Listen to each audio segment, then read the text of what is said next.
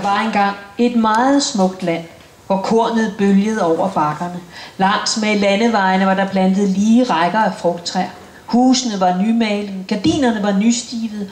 Overalt i det smukke land herskede ro og orden.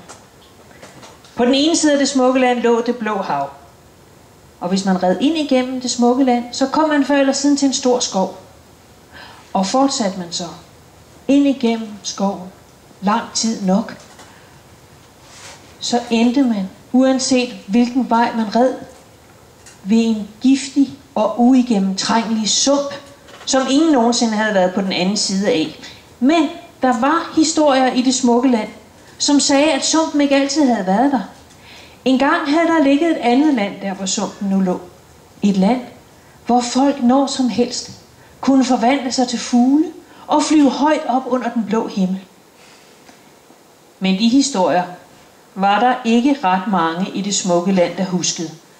For i det smukke land var det sådan, at når børnene blev 5 år, så skulle de lære at læse og skrive og regne. De skulle lære at bygge veje og male husene og dyrke markerne. Og så var der ikke tid til sådan noget pjat som at høre historier. Derfor var der kun de helt små børn og de meget gamle koner, der fortalte historierne, der stadigvæk huskede dem.